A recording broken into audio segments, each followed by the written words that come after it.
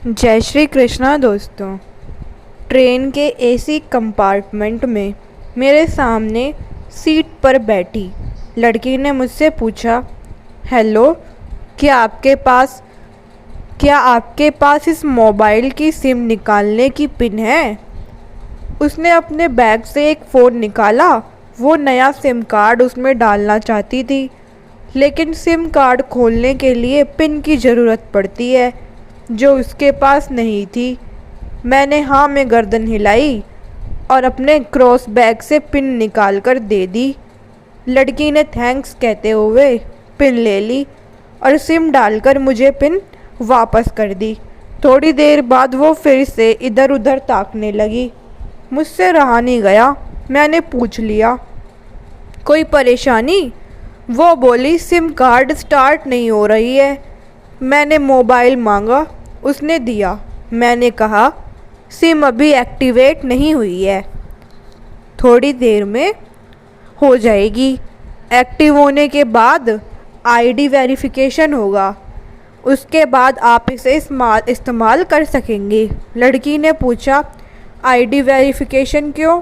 मैंने कहा, आजकल सिम वेरिफिकेशन के बाद ही एक्टिव होती है। जिस नाम से ये सिम उठाई गई है उसका ब्यौरा पूछा जाएगा, बता देना। लड़की बुदबुदाई। ओह, मैंने दिलासा देते हुए कहा, इसमें परेशानी की कोई बात नहीं है। वो अपने एक हाथ से दूसरा हाथ दबाती रही, मानो किसी परेशानी में हो। मैंने फिर विनम्रता से कहा, आपको कहीं कॉल करना हो तो मेरा मोबाइल इस्तेमाल कर लीजिए। लड़की ने कहा, जी फ़िलहाल नहीं, थैंक्स, लेकिन ये सिम किस नाम से ख़रीदी गई है मुझे नहीं पता। मैंने कहा, एक बार एक्टिव होने दीजिए, जिसने आपको सिम दी है उसी के नाम से ही होगी। उसने कहा, ओके, कोशिश करते हैं। मैंने पूछा, आपका स्टेशन कहाँ है? लड़की ने कहा, दिल्ली। और आप? लड़की ने मुझसे पूछा। मैंने कहा, दिल्ली ही जा रहा हूँ, एक दिन का काम है।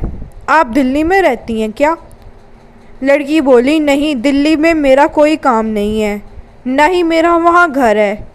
तो मैंने उस उत्सुकतावश पूछा। वो बोली, दरअसल ये दूसरी ट्रेन है जिसमें आज मैं हूँ और दिल्ली से दूसरी गाड़ी पकड़नी है, फिर हमेशा के लिए आज़ाद। आज़ाद, लेकिन किस तरह की कैद से? मुझे फिर जिज्ञासा हुई, किस कैद में थी ये किस कमसिन अल्हड़ सी लड़की?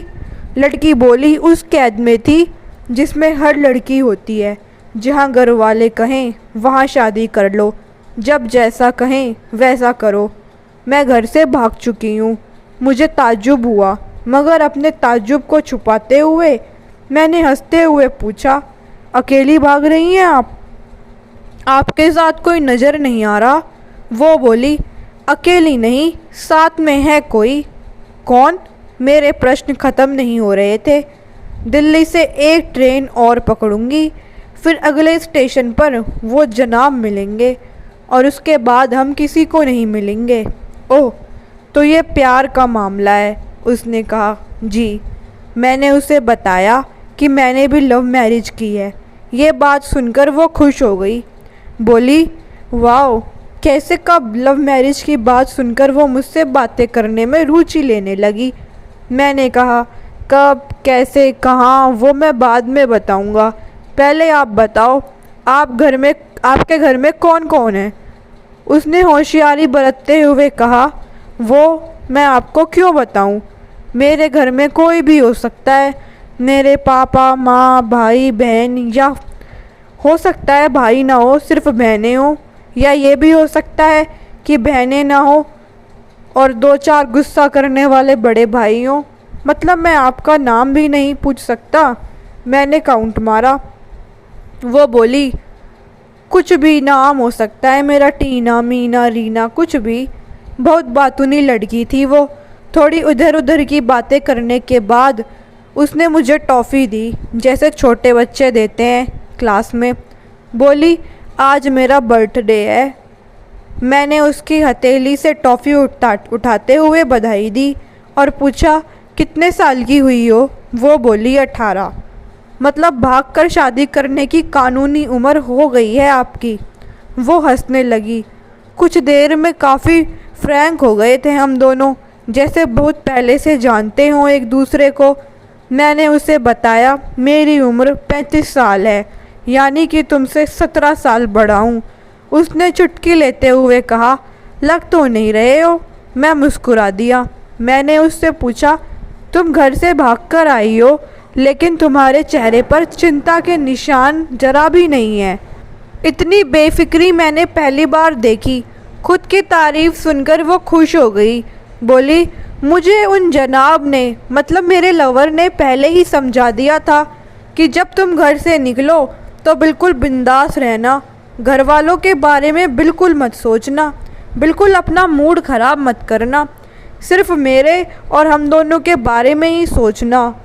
और मैं वही कर रही हूँ। मैंने फिर चुटकी ली। कहा, उसने तुम्हें मुझ जैसे अनजान मुसाफिरों से दूर रहने की सलाह नहीं दी? उसने हंसकर जवाब दिया, नहीं, शायद वो भूल गया होगा ये बताना। मैंने उसके प्रेम की तारीफ़ करते हुए कहा, वैसे तुम्हारा बॉयफ्रेंड काफ़ी टैलेंटेड है। उसने किस तरह से तुम्हें अकेले घर से रवाना किया, नया सिम और नया मोबाइल दिया, 3-3 ट्रेन बदलवाई ताकि तुम्हें कोई ट्रैक ना कर सके। Very talented person. लड़की ने हामी भरी और बोली, बहुत टैलेंटेड है वो, उसके जैसा कोई नहीं। मैंने उसे अपने बारे में बताया। मेरी शादी को 10 साल हुए हैं। एक बेटी है 8 साल की और एक बेटा है 1 साल का। ये देखो उनकी तस्वीर। मेरे फ़ोन पर बच्चों की तस्वीर देखकर उसके मुंह से निकल गया, सो क्यूट। मैंने उसे बताया, ये मेरी बच्ची जब पैदा हुई तब मैं कुवैत में था। एक पेंट्रो कंपनी में बहुत अच्छी जॉब थी मेरी, बहुत अच्छी सैलरी थी। फिर कुछ ही महीने बाद मैंने वो जॉब छोड़ दी और अपने ही कस्बे में काम करने लगा। लड़की ने पूछा, जॉब क्यों छोड़ दी? मैंने कहा, बच्ची को पहली बार गोद में उठाया तो ऐसा लगा जैसे मेरी दुनिया मेरे हाथों में है। मैं 30 दिन की छुट्टी पर घर आया था, वापस जाना था लेकिन जा ना सका। इधर बच्ची का बचपन खर्च होता रहा, उधर मैं पूरी दुनिया कमा लूँ तब भी घाटे का सौदा है। मेरी 2 टके की नौकरी, बचपन उसका लाखों का। उसने पूछा, क्या बीवी बच्चों को साथ नहीं ले जा सकते थे वहाँ? मैंने कहा, काफ़ी टेक्निकल मामलों से गुजरकर एक लंबे समय के बाद रख सकते हैं। उस वक्त ये मुमकिन नहीं था। मुझे दोनों में से एक को चुनना था, आलीशान रहन सहन के साथ नौकरी या परिवार। मैंने परिवार चुना, अपनी बेटी को बड़ा होते हुए देखने के लिए। मैं कुवैत वापस चला गया था लेकिन अपना इस्तीफ़ा देकर लौट आया। लड़की ने कहा, वेरी इम्प्रेसिव। मैं मुस्कुराकर खिड़की की तरफ देखने लगा। लड़की ने पूछा, अच्छा आपने तो लव मैरिज की थी ना, फिर आप भागकर कहाँ गए, कैसे रहे और कैसा गुजरा वो वक्त? उसके हर सवाल और हर बात से मुझे महसूस हो रहा था कि ये लड़की लड़कपन के शिखर पर है, बिल्कुल नासमझ और छोटी सी। मैंने उसे बताया, हमने भागकर शादी नहीं की और ये भी है, उसके पापा ने मुझे पहली नज़र में सख्ती से रिजेक्ट कर दिया था। उन्होंने आपको रिजेक्ट क्यों किया? लड़की ने पूछा। मैंने कहा रिजेक्ट करने का कुछ भी कारण हो सकता है, मेरी जाति, मेरा काम, घर, परिवार। बिल्कुल सही। लड़की ने सहमति दर्ज कराई और आगे पूछा, फिर आपने क्या किया? मैंने कहा, मैंने कुछ नहीं किया, उसके पिता ने रिजेक्ट कर दिया। वहीं से मैंने अपने बारे में अलग से सोचना शुरू कर दिया। खुशबू ने मुझे कहा कि भाग चलते हैं। मेरी वाइफ का नाम खुशबू है। मैंने 2 टूक मना कर दिया। वो 2 दिन तक लगातार जोर देती रही कि भाग चलते हैं। मैं मना कर रहा था। मैंने उसे समझाया कि भागने वाले जोड़े में लड़के की इज्जत पर कोई ख़ास फ़र्क नहीं पड़ता, जबकि लड़की के पूरे कुल की इज्जत धुल जाती है। भागने वाला लड़का उसके दोस्तों में हीरो माना जाता है, लेकिन इसके विपरीत जो लड़की प्रेमी संग भाग रही है वो उल्टा कहलाती है। मोहल्ले के लड़के उसे चालू कहते हैं। बुराइयों के तमाम शब्दकोश लड़की के लिए इस्तेमाल किए जाते हैं। भागने वाली लड़की आगे चलकर 60 साल की वृद्धा भी हो जाएगी, तब भी जवानी में किए उस कांड का कलंक उसके माथे पर से नहीं हटता। मैं मानता हूँ कि लड़का लड़की को तोलने का ये दोहरा मापदंड गलत है, लेकिन हमारे समाज में है तो ये नज़रिया गलत है, मगर सामाजिक नज़रिया यही है। वो अपना नीचे का होठ दांतों तले पीसने लगी। उसने पानी का ढक्कन खोलकर एक घूंट पिया। मैंने कहा, अगर मैं उस दिन उसे भगा ले जाता तो उसकी माँ शायद कई दिन तक पानी ना पीती। इसलिए मेरी हिम्मत ना हुई कि ऐसा काम करूं। मैं जिससे प्रेम करूं उसके माँ बाप मेरे माँ बाप के समान ही हैं, चाहे शादी ना हो तो ना हो। कुछ पल के लिए वो सोच में पड़ गई, लेकिन मेरे बारे में वो और अधिक जानना चाहती थी। उसने पूछा, फिर आपकी शादी कैसे हुई? मैंने बताया। खुशबू की सगाई कहीं और कर दी गई। धीरे धीरे सब कुछ नॉर्मल होने लगा। खुशबू और उसकी मंगेतर की बातें भी होने लगी फ़ोन पर, लेकिन जैसे जैसे शादी नज़दीक आने लगी उन लोगों की डिमांड बढ़ने लगी। डिमांड का मतलब? लड़की ने पूछा। डिमांड का एक ही मतलब होता है, दहेज की डिमांड। परिवार में सबको सोने से बने तोहफे दो, दूल्हे को लग्जरी कार चाहिए, सास और ननंद को नेकलेस दो, वगैरह वगैरह। हमारे यहाँ रीत है, लड़का भी इस रीत की अदायगी का पक्षधर था।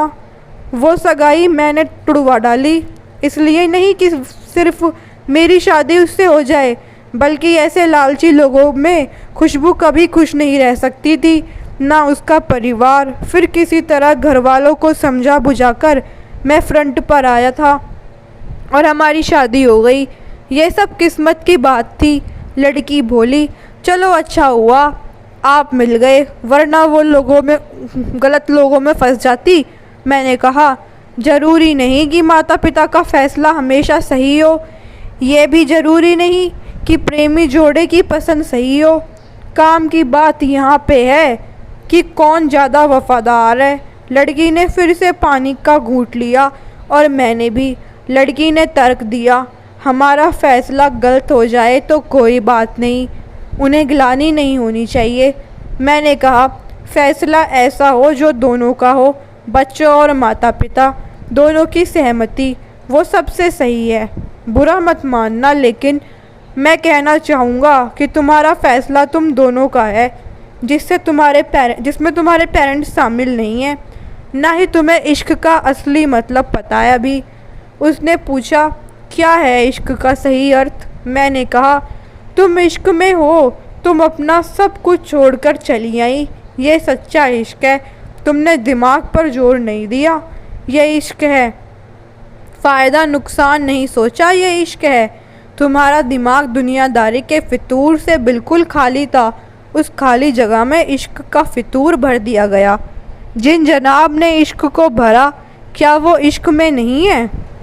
यानी तुम जिसके साथ जा रही हो उसकी इश्क में नहीं, बल्कि होशियारी हीरोगिरी में है। जो इश्क में होता है वो इतनी प्लानिंग नहीं कर पाता, 3 ट्रेनें नहीं बदलवा पाता, उसका दिमाग इतना काम ही नहीं कर पाता। कोई कहे मैं आशिक हूँ और वो शातिर भी हो, ये नामुमकिन है। मजनू इश्क में पागल हो गया था, लोग पत्थर मारते थे उसे। इश्क में उसकी पहचान तक मिट गई। उसे दुनिया मजनू के नाम से जानती है, जबकि उसका असली नाम कैश था, जो नहीं इस्तेमाल किया जाता। वो शातिर होता तो कैश से मजनू ना बन पाता। फरहाद ने श्री के लिए पहाड़ों को खोदकर नहर निकाल डाली थी और उसी नहर में उसका लहू बहा था। वो इश्क था। इश्क में कोई फ़कीर हो गया, कोई जोगी हो गया। किसी मांझी ने पहाड़ तोड़कर रास्ता निकाल लिया, किसी ने अतिरिक्त दिमाग नहीं लगाया, चालाकी नहीं की। लालच, हवस और हासिल करने का नाम इश्क है। इश्क समर्पण करने को कहते हैं, जिसमें इंसान सबसे पहले खुद का समर्पण करता है, जैसे तुमने किया। लेकिन तुम्हारा समर्पण हासिल करने के लिए था, यानी तुम्हारे इश्क में लालच की मिलावट हो गई। लड़की अचानक खो सी गई। उसकी खिलखिलाहट और खिलंदापन एकदम से खामोशी में बदल गया। मुझे लगा मैं कुछ ज़्यादा बोल गया, फिर भी मैंने जारी रखा। मैंने कहा, प्यार तुम्हारे पापा तुमसे करते हैं, कुछ दिनों बाद उनका वज़न आधा हो जाएगा। तुम्हारी माँ कई दिनों तक खाना नहीं खाएगी, ना पानी पिएगी, जबकि आपको अपने आशिक को आजमा कर देख लेना था। ना तो उसके सेहत पर फ़र्क पड़ता, ना दिमाग पर। वो अक्लमंद है, अपने लिए अच्छा सोच लेता। आजकल गली मोहल्ले के हर तीसरे लौंडे लपाटे को जो इश्क में हो जाता है, वो इश्क में नहीं है, वो सिनेमा जैसा कुछ है। एक तरह की स्टंटबाजी, डेयरिंग, अलग कुछ करने का फितूर है, और कुछ नहीं। लड़की के चेहरे का रंग बदल गया। ऐसा लग रहा था वो अब यहाँ नहीं है, उसका दिमाग किसी अतीत में टहलने निकल गया है। मैं अपने फ़ोन को स्क्रॉल करने लगा, लेकिन मन की इंद्री उसकी तरफ थी। थोड़ी ही देर में उसका और मेरा स्टेशन आ गया। बात कहाँ से निकली थी और कहाँ पहुँच गई। उसके मोबाइल पर मैसेज टोन बजी, देखो तो सिम एक्टिवेट हो चुकी थी। उसने चुपचाप बैग में से आगे का टिकट निकाला और फाड़ दिया। मुझे कहा, एक कॉल करना है। मैंने मोबाइल दे दिया। उसने नंबर डायल करके कहा, सॉरी पापा, और सिसक सिसक कर रोने लगी। सामने से पिता भी फ़ोन पर बेटी को संभालने की कोशिश करने लगे। उसने कहा, पिताजी आप बिल्कुल चिंता मत कीजिए, मैं घर आ रही हूँ। दोनों तरफ से भावनाओं का सागर उमड़ पड़ा। हम ट्रेन से उतरे। उसने फिर से पिन मांगी, मैंने पिन दे दी। उसने मोबाइल से सिम निकाल कर तोड़ दी और पिन मुझे वापस कर दी। ये कहानी देश की सभी बेटियों को समर्पित है। इस दुनिया में माता पिता से ज़्यादा तुम्हें कोई प्यार नहीं करता। तो दोस्तों, अगर आप सभी को ये कहानी अच्छी लगी तो मेरे चैनल को सब्सक्राइब करें, वीडियो को लाइक करें और शेयर करें। धन्यवाद।